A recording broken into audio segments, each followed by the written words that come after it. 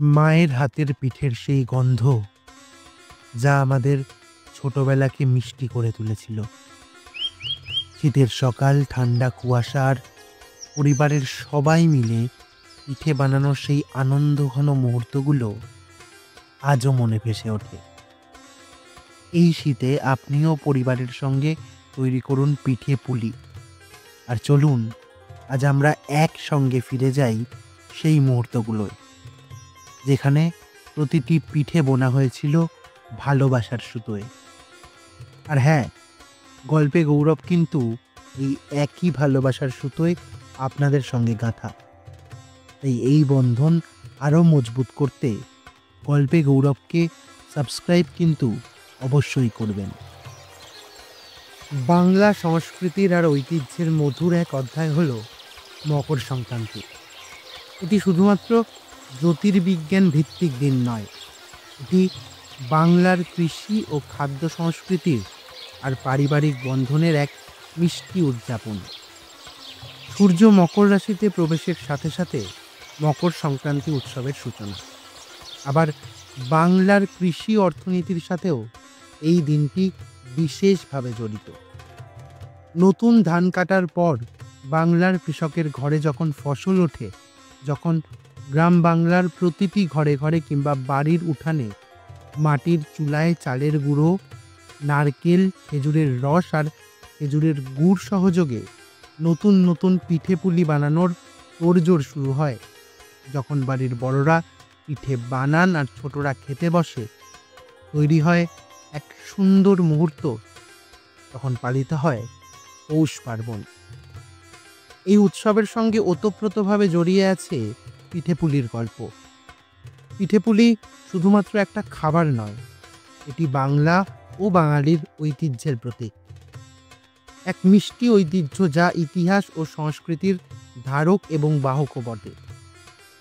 আজকের এপিসোডে আমরা জানব পিঠেপুলির নানান বৈচিত্র্য থেকে শুরু করে পিঠেপুলির আদি ইতিহাস ও তার বিবর্তন, এবং আধুনিক যুগে কিভাবে তার নতুন আঙ্গিকে উপস্থাপিত হচ্ছে। চলুন তাহলে ইতিহাসের এক মিষ্টি গল্প শুরু করা যাক।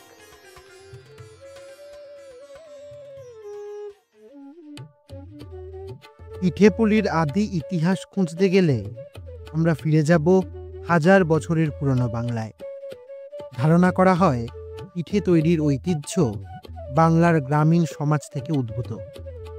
কৃষি নির্ভর এই অঞ্চলে নতুন ধানের চাল ও খেজুরের রস ছিল একেবারে মৌলিক উপাদান। এই উপাদান দিয়েই তৈরি হতো বিভিন্ন ধরনের পিঠে, যার উল্লেখ সাহিত্য ও ইতিহাসেও পাওয়া যায়।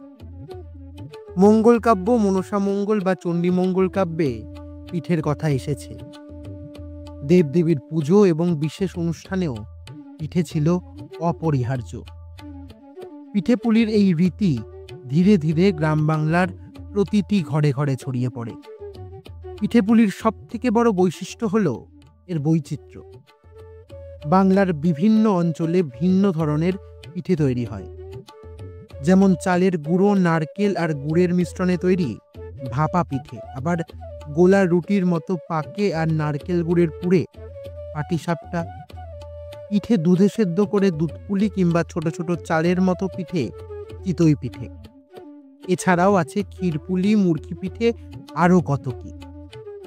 প্রতিটি পিঠে একটি নির্দিষ্ট এলাকার খাদ্য সংস্কৃতির পরিচায়ক। পিঠেদের তালিকায় 1 নম্বর স্থান দখল করে আছে কিন্তু ভাপা পিঠে। ভাপা পিঠে বাংলার সবচেয়ে জনপ্রিয় পিঠেগুলির মধ্যে অন্যতম। এটি মূলত গ্রামীণ বাংলার শীতকালীন উৎসবে বানানো পিঠেগুলির মধ্যে অন্যতম। নতুন ধান থেকে তৈরি চালের গুঁড়ো, সাথে নারকেল কোড়া আর খেজুরের গুড়ের মিশ্রণে এই পিঠে তৈরি হয়। ভাপে সেদ্ধ করার ফলে এই পিঠের নাম হয়েছে ভাপা পিঠে। এরপরে যে পিঠের নাম না করলেই নয় তা হলো পাটিসাপটা, বাংলার এক ঐতিহ্যবাহী রোল পিঠে। মুঘল শাসনামলে এটি জনপ্রিয়তা পায়। এই পিঠেতে মূলত নারকেল বা ক্ষীরের পুর ব্যবহার করা হয়ে থাকে। আবার দুধপুলির ইতিহাসও বেশ প্রাচীন। এটি বাংলার ঐতিহ্যবাহী পিঠে এবং বিশেষত মকর সংক্রান্তি বা পৌষ পার্বণে তৈরি করা হয়। দুধপুলির ঐতিহ্য ধান আর গরুর দুধ উৎপাদনকারী গ্রাম বাংলার সাথে গভীরভাবে যুক্ত। প্রথমে চালের গুঁড়ো দিয়ে পুলি বানিয়ে তাতে নারকেল গুড়ের পুর ভরা হয় এবং তারপরে দুধে সেদ্ধ করা হয়ে থাকে। তৈরি দুধপুলি। চিতই পিঠে বাংলার একটি জনপ্রিয় নোনতা পিঠে। এটি শীতকালে তৈরি করা হয় এবং গুড়ের ঝোলের সাথে খাওয়া হয়ে থাকে। গোলাকৃতি লোহার চিতই পাত্রে বা মাটির চিতই পাত্রে অল্প তেল দিয়ে সেদ্ধ করা হয়। এটি নবান্ন উৎসবের অন্যতম জনপ্রিয় পিঠে। আরও আছে সেদ্ধ পিঠে, পুলি পিঠে কিংবা মুরগি পিঠে। এই সবকটি পিঠে তৈরি করতেই কিন্তু চালের গুঁড়ো, নারকেল আর গুড় অন্যতম প্রধান উপাদান। এদের মধ্যে কোনোটা ভাপে বা সেদ্ধ করে, আবার কোনোটা ছোট ছোট বলের মতো করে গুড়ের শিরায় চুবিয়ে তৈরি করা হয়ে থাকে। তবে সময়ের সঙ্গে সঙ্গে পিঠে পুলির রূপেও এসেছে বদল। আধুনিককালে পিঠে তৈরিতে ফিউশন দেখা যাচ্ছে, যেখানে চকলেট, চিজ বা আন্তর্জাতিক স্বাদ যুক্ত করে নতুনত্ব আনা হচ্ছে।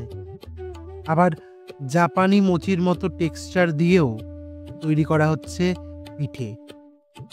তবে ঐতিহ্যগত পদ্ধতিতে তৈরি পিঠে এখনও বাঙালির আবেগের সঙ্গে জড়িয়ে রয়েছে।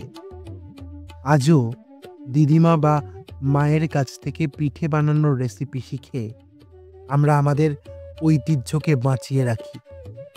পিঠেপুলি শুধুমাত্র মিষ্টি নয়, এটি বাংলার হৃদয়।